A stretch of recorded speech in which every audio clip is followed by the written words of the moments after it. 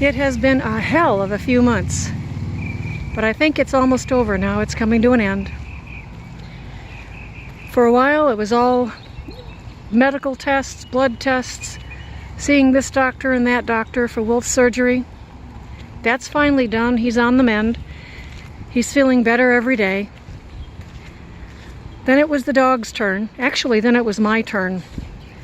In and out of the dentist and the periodontist. I got a quote for nearly $8,000 for something that I can have done next winter down in Mexico for less than $1,500. So Mexico it's going to be it. Then the dog. He has been the last month or so, and I'm really sorry to say we've kind of neglected him because everything else has been going on. But he's been showing signs of being ill.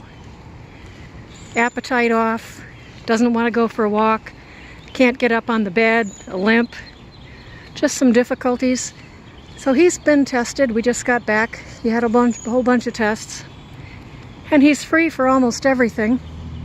So I had them run a test for valley fever because we just came from the Southwest not long ago. And I know that normally that stuff shows up in about 3 weeks. But I also know that it can remain dormant if a dog has a strong immune system and only show up when there's been stresses and strains. And Wizzy has been just as stressed as the rest of us.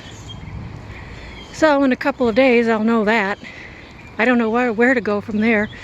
If he's going to need, he's got a cough too. Chest x-rays or what the heck he's going to need. We'll have to find out what's going on with him. And the roof vent broke in one of the last vicious storms. I spent a couple hours running back and forth with a bucket and towels, so the man has to come out and fix that. And the car is screaming for an oil change. I mean, it's just been drip, drip, drip, daily annoyances, but it's coming together now. Everything's going to be done now. So, that's RV life in Florida, and I can't wait to get out of here and get back out west.